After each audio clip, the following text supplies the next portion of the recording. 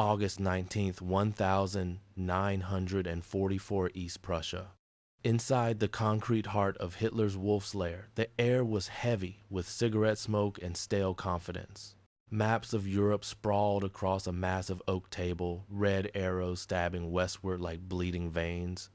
At the head of the table sat Generaloberst Alfred Jodl, his fingers tapping the edge of a newly printed intelligence report. The message was clear, almost comforting. The Americans had advanced too far, too fast. Patton's Third Army, the so-called spearhead of Allied momentum, had outrun its own lifeline. Jodl allowed himself a thin smile. "They have moved 400 miles from Normandy," he said, his voice dripping with cold certainty. "No army can feed itself at that distance." Around him, other generals nodded. They'd seen this before, the tyranny of distance. They'd lived it on the endless plains of Russia, where fuel froze, tires split, and the vaunted blitzkrieg itself had starved to death. An armored division, Jodl reminded his men, devoured 15,000 gallons of fuel a day. A single Sherman tank burned half a mile's worth of gasoline with every gallon. And Patton commanded 12 divisions. 12, do the math, and the result was impossible. Within 48 hours, one colonel said with confidence, the American engines will go silent. There was laughter, dry knowing laughter, the sound of men who trusted mathematics more than miracles. The laws of physics, Jodl concluded, apply even to Americans. He signed off the report to Berlin. The message would please Hitler. It carried the weight of logic, of science, of German reason. But 125 miles away, that logic was already being rewritten. On the back roads of liberated France, 5958 trucks were roaring eastward, headlamps blazing against the darkness. Drivers, mostly young, mostly black, gripped the wheels of 2.5-ton GMCs that shook with every gear shift.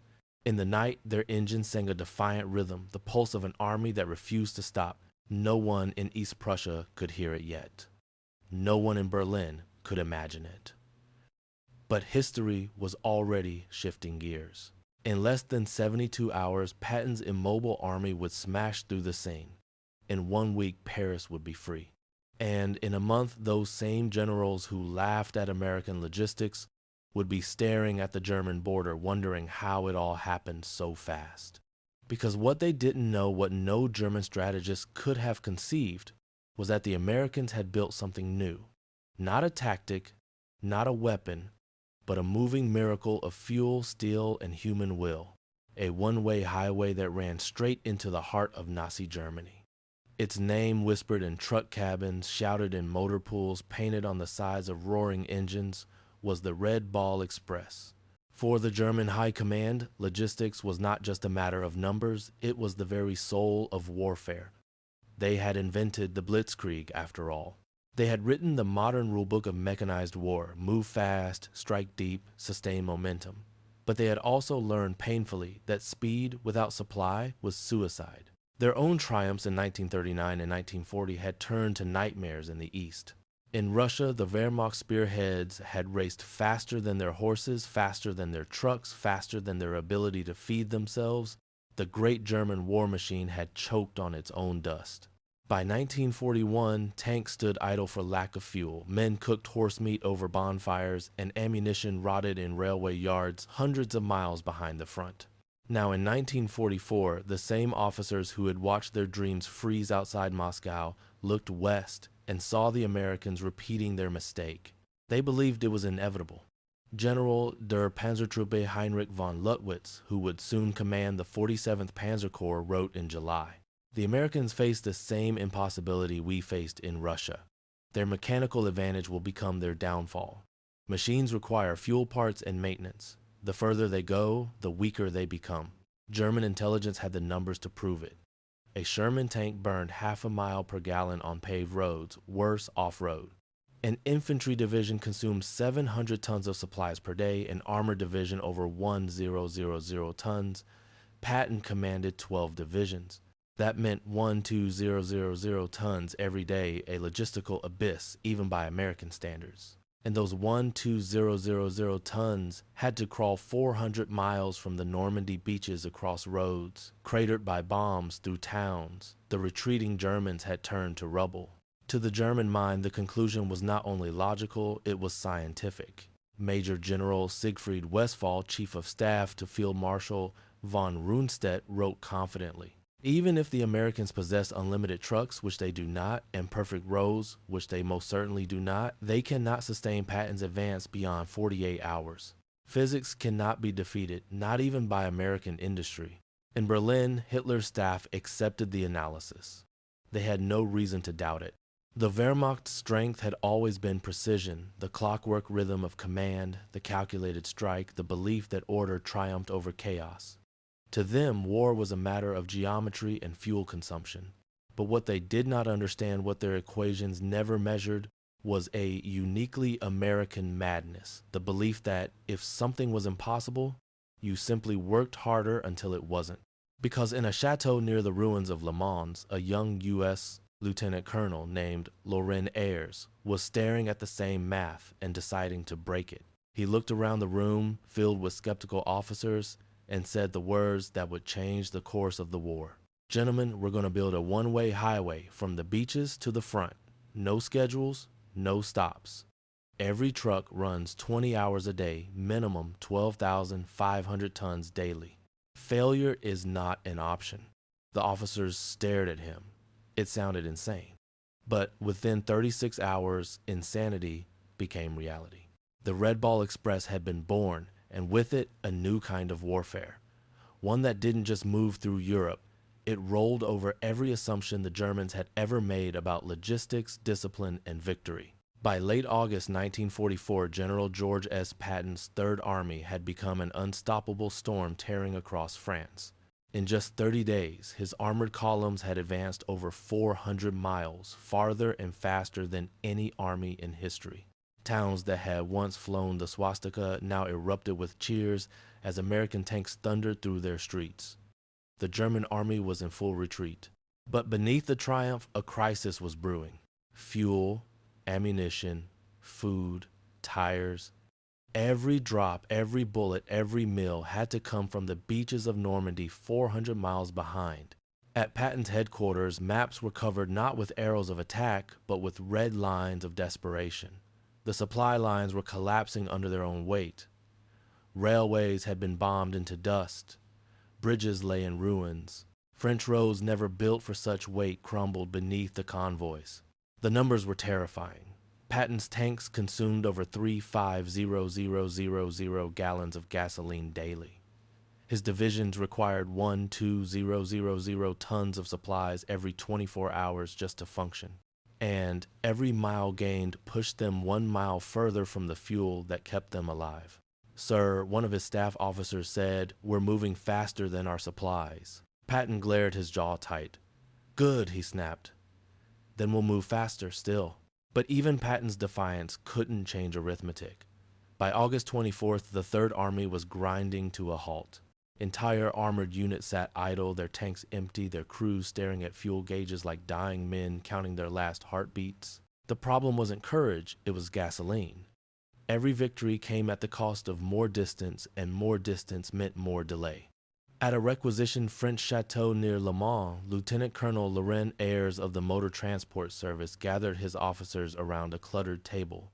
On it lay maps, fuel charts, and the grim math of impossibility. "The standard system won't work," one major said. "We can't schedule convoys, the depots are too far, rail lines are gone," another added.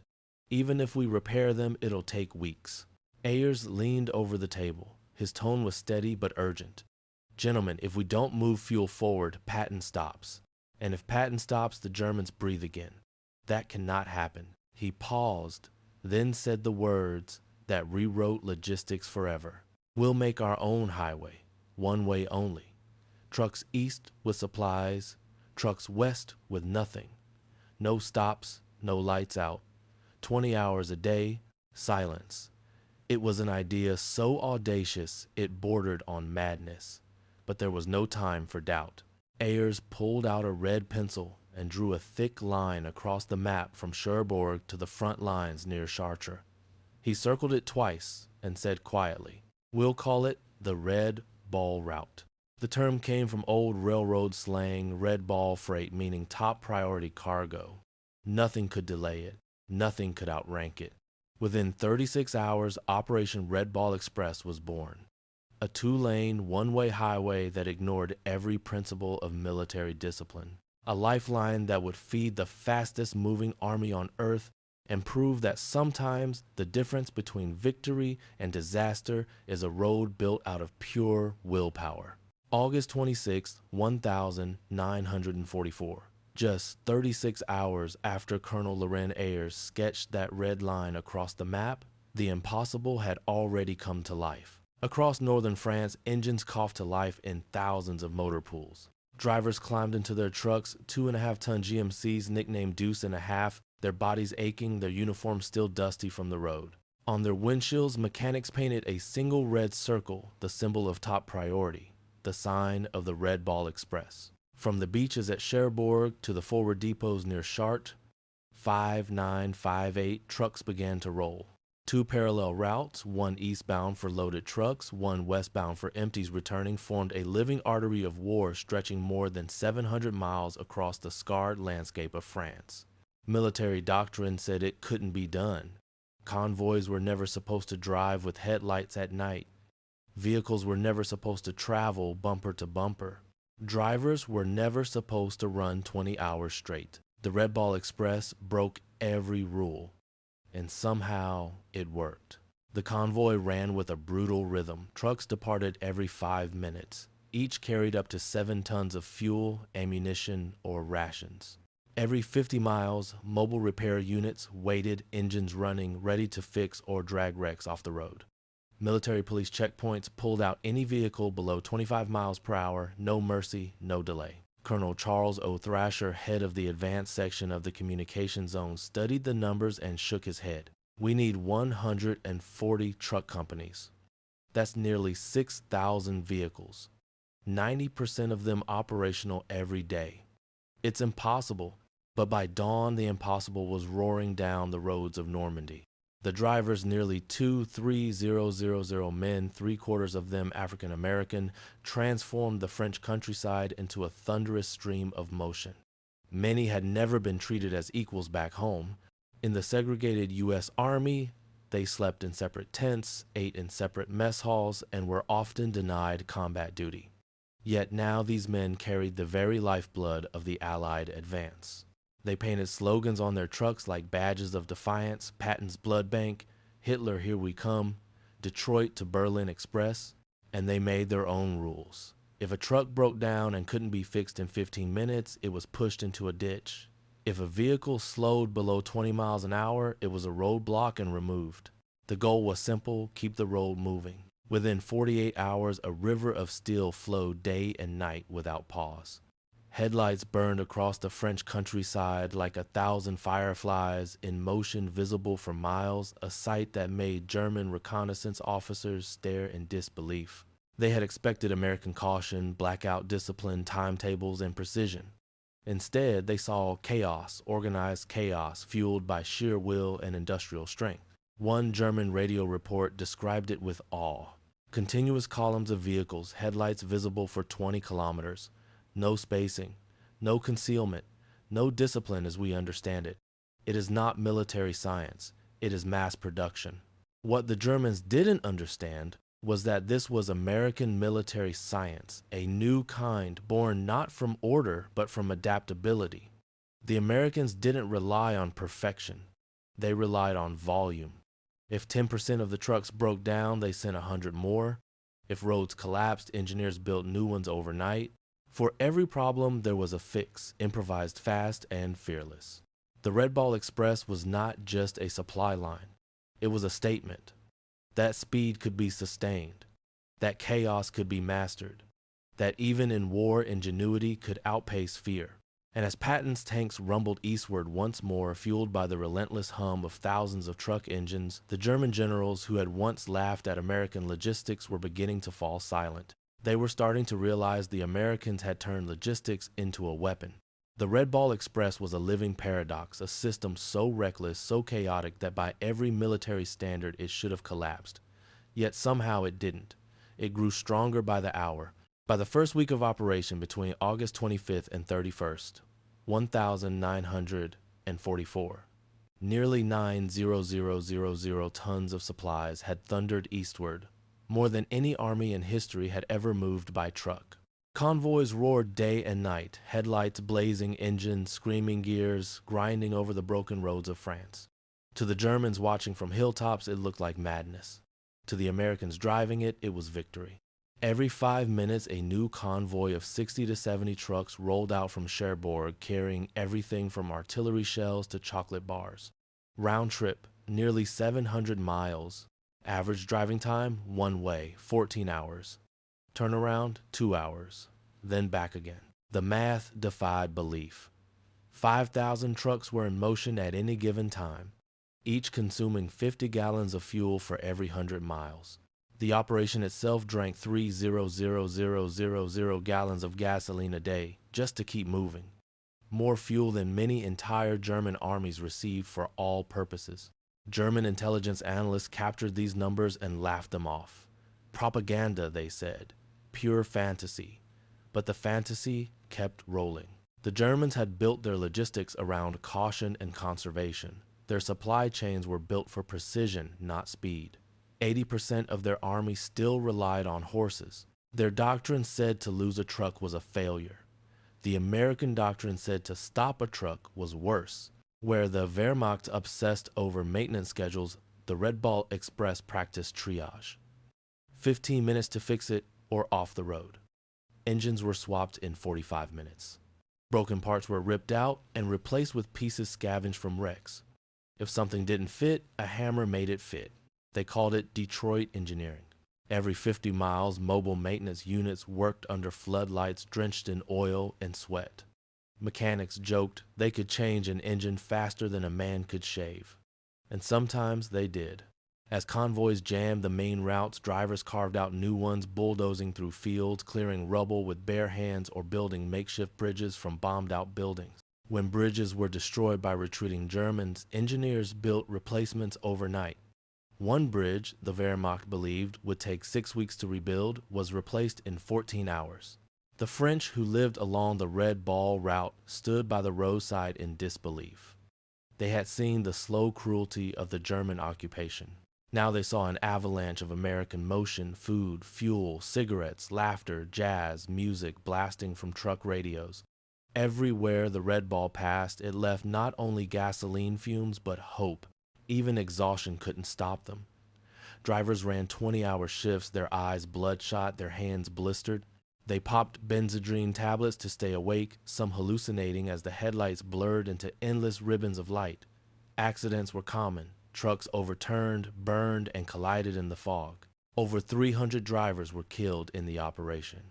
But none turned back. These men, mostly young, mostly African American, had been told their country didn't need them in combat. Yet here, behind the wheel of a roaring truck, they were fighting a different kind of battle. Every mile they drove was an act of defiance against the enemy abroad and against the prejudice at home. A German reconnaissance officer watching the convoy from a ridge radioed in disbelief. They drive without pause, without order, without fear. It is not an army. It is industry. And he was right. Because the Red Ball Express wasn't just feeding Patton's army, it was revealing something terrifying to the Germans, that they weren't fighting men anymore. They were fighting a machine called America.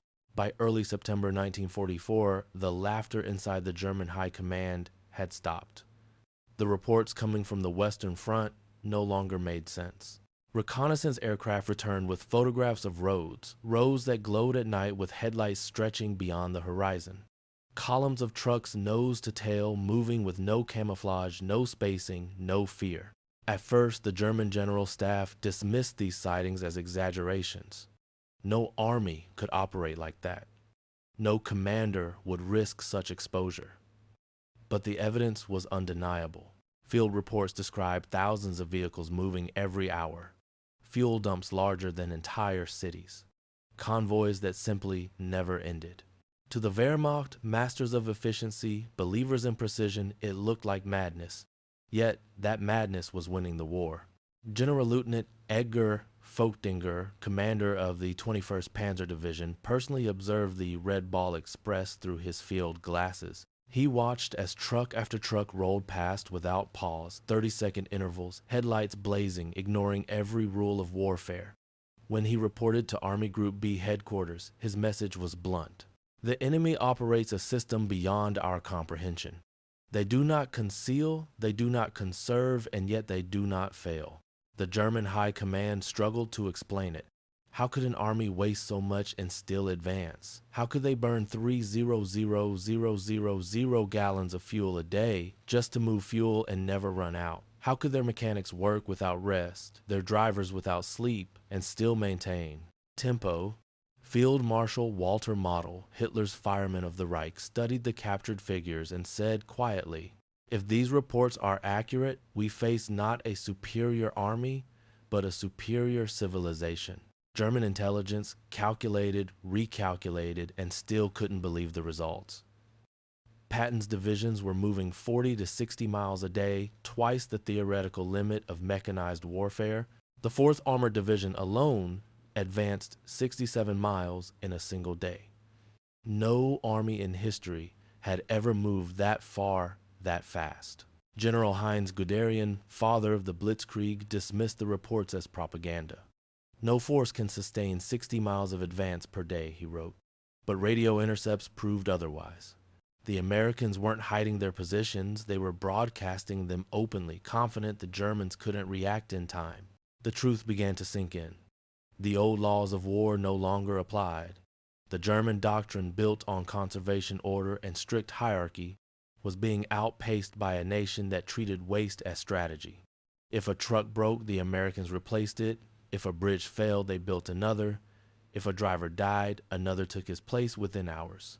One German intelligence officer summarized the horror in a single line. "They make no effort to hide because they no longer fear us. They waste resources because they have infinite resources." The sound of the Red Ball Express became a nightmare that haunted German soldiers through the night. An endless rumble of engines echoing across the French countryside, the sound of inevitability. Wehrmacht troops huddled in trenches, listened to those convoys and whispered, "Die Amerikaner kommen." The Americans are coming. But it wasn't just soldiers. Civilians heard it too.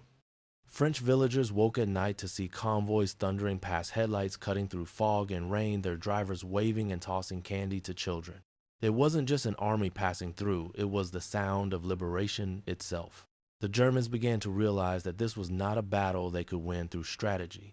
It was a war of momentum, and momentum was now entirely American. The Red Ball Express had made the unthinkable real, an army that could advance faster than the enemy could retreat. From the map rooms of East Prussia to the foxholes on the Western Front, one realization echoed through the ranks of the Wehrmacht. They weren't losing a campaign, they were witnessing the collapse of their entire way of war. By late September 1944, the Red Ball Express had become the heartbeat of the Allied advance, a pulse so powerful it could be heard across Europe. But behind that relentless rhythm was a terrible cost. The road was merciless. Trucks rattled themselves apart on shattered pavement. Engines overheated, axles snapped, brakes burned out. By the end of the month, more than 5,000 vehicles had been destroyed or abandoned. Tire shortages were so severe that mechanics patched rubber with old uniforms and canvas. And yet, the trucks kept rolling.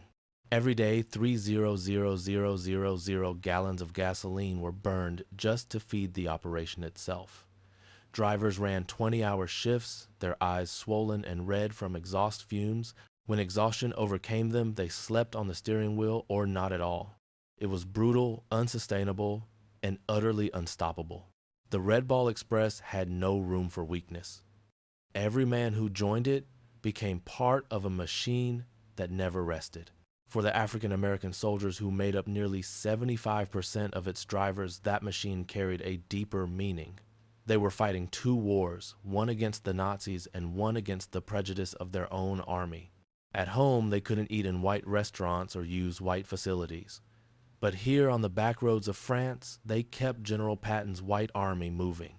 They drove through nights that never ended, through storms, through German air raids, through exhaustion that bordered on madness. Private Booker T. Washington's truck caught fire while carrying medical supplies. He didn't stop. He drove the burning vehicle for 2 miles until reaching a field hospital, then leapt clear as flames engulfed the cab.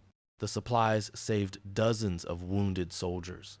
Corporal John L. Houston drove for 48 straight hours, falling asleep 3 times behind the wheel, revived each time by another driver slapping his shoulder. He finished the run. He always did. They were not just drivers, they were lifelines. Each mile they conquered was a nail in the coffin of the German army. Captured German officers, stunned by what they saw, admitted it openly. General Hans von Luck, taken prisoner in September 1944, told his American interrogators, "We knew we had lost when we understood your supply system. You violate every rule. You waste fuel, abandon trucks, exhaust your men, and still you succeed. You have industrialized war beyond our comprehension." In towns and villages across France, the thunder of trucks became the anthem of liberation. Children ran alongside the convoys waving flags and shouting "Vive l'Amérique." Drivers tossed them chocolate and chewing gum. To the French who had lived under German boots, the Red Ball Express was more than logistics. It was the sound of freedom. For the Wehrmacht, it was the sound of despair. German soldiers whispered that the Americans had endless trucks, endless fuel, endless courage. They could hear those engines all night, rumbling, echoing, mocking. Even when no convoys were near, men swore they still heard them, ghost convoys, the sound of defeat haunting their dreams. Field Marshal Albert Kesselring put it best. "We were not defeated by your tanks or your planes, but by your trucks." Because those trucks driven by men no one had expected to be heroes carried more than ammunition and fuel.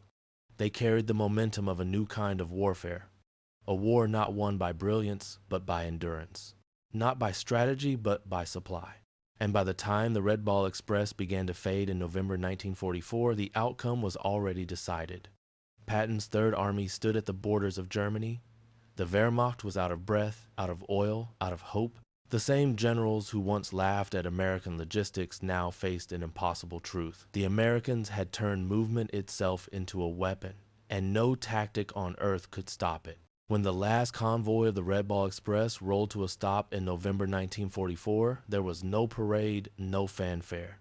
Just silence, the kind that follows a storm that's changed everything in its path. In 82 days of continuous operation, the Red Ball Express had delivered over 412,000 tons of supplies.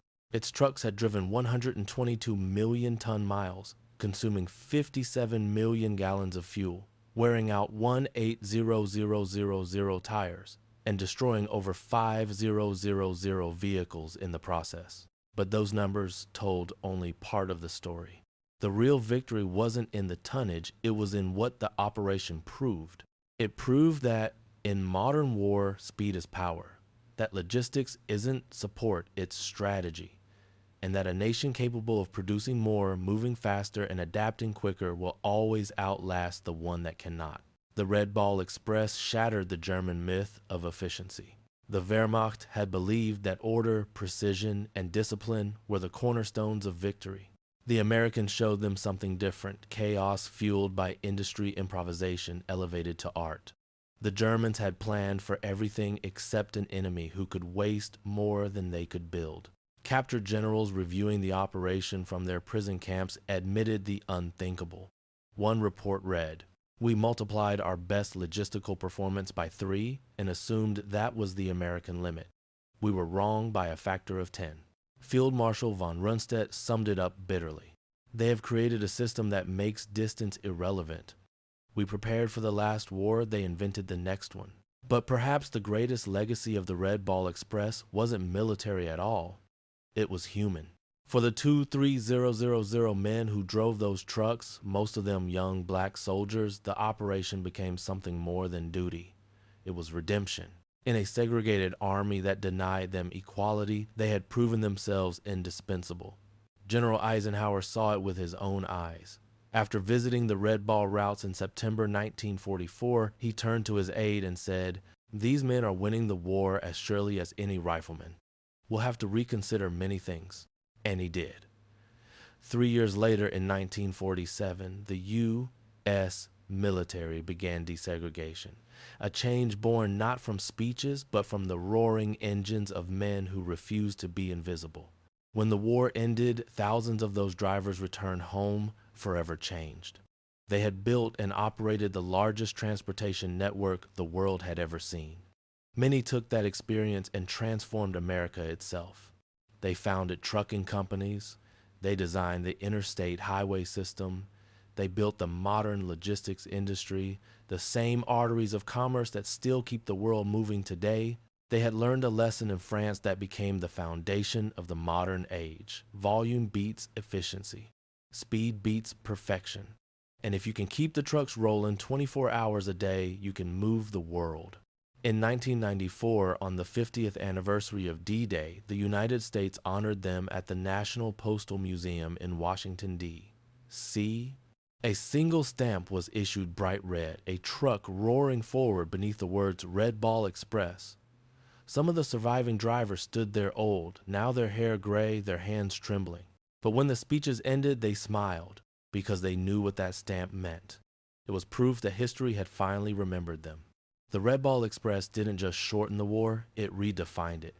It proved that courage isn't only found in the foxhole or the cockpit, but behind a steering wheel at 35 miles an hour, racing through the dark, carrying the future of freedom in the back of a truck. For 82 days, 23000 men turned logistics into legend. And when the German generals signed their surrender 9 months later, they weren't just beaten by tanks or bombers. They were beaten by motion, by the unending roar of engines that refused to stop. Because in the end, it wasn't the guns that broke Nazi Germany.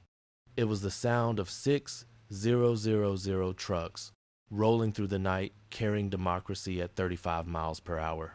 The Red Ball Express, where physics bowed to determination, where race bowed to unity, and where the impossible became history.